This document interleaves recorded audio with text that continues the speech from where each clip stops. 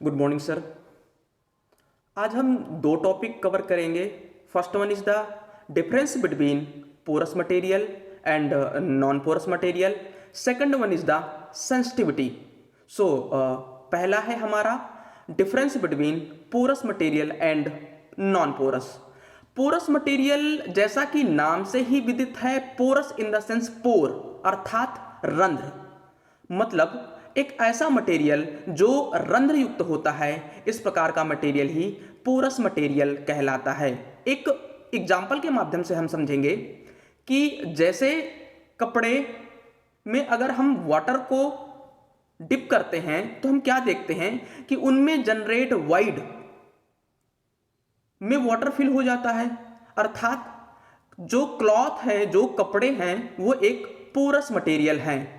जैसे मिट्टी, अगर हम मिट्टी में पानी का फ्लो कराते हैं तो मिट्टी इजीली एब्जॉर्ब हो जाती है, मिट्टी में वाटर इजीली एब्जॉर्ब हो जाता है, अर्थात जो मिट्टी है वो एक as a porous material behave करती है। तो इस प्रकार के मटेरियल को पोरस मटेरियल कहते हैं। बात अगर वहीं नॉन पोरस की करें, अर्थात नॉन पोरस, नॉन पोर अर्थात कि एक ऐसे मटेरियल जो रंध्र युक्त नहीं होते हैं, इस प्रकार के मटेरियल नॉन पोरस मटेरियल कहलाते हैं, अर्थात जिनमें अदर मटेरियल का फ्लो इजीली नहीं हो पाता है, इस प्रकार के मटेरियल ही नॉन पोरस मटेरियल कहलाते हैं। एक एग्जाम्पल के माध्यम से समझेंगे, जैसे glass, steel sheet, steel metallic sheet या एल्यूमिनियम शीट, इस प्रकार की शीट में अगर हम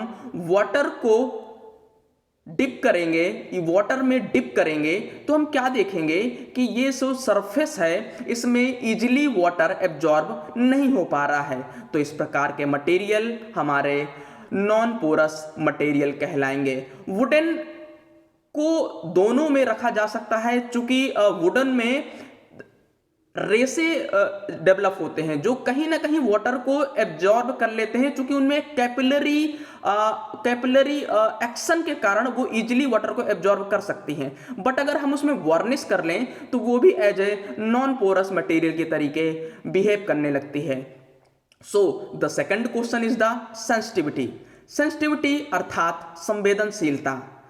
ऐसा मटेरियल या ऐसा सब्सटेंस जो अनडिस्टर्ब कंडीशन में इजीली रिमोल्ड की कंडीशन में जो भी रेशियो होता है वो सेंसिटिविटी कहलाता है। हम इसे भी एक सॉइल या मिट्टी के माध्यम से ही समझने की कोशिश करेंगे।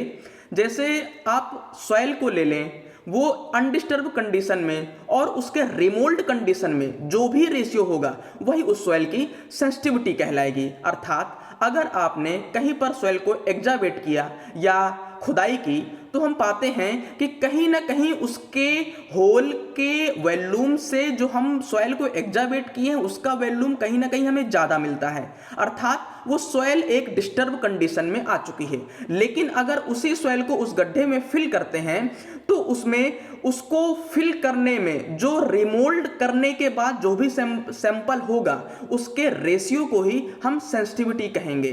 तो इस प्रकार जो सेंसिटिविटी है वो undisturbed sample divide by disturbed sample ही सेंसिटिविटी कहलाती है। Thank you.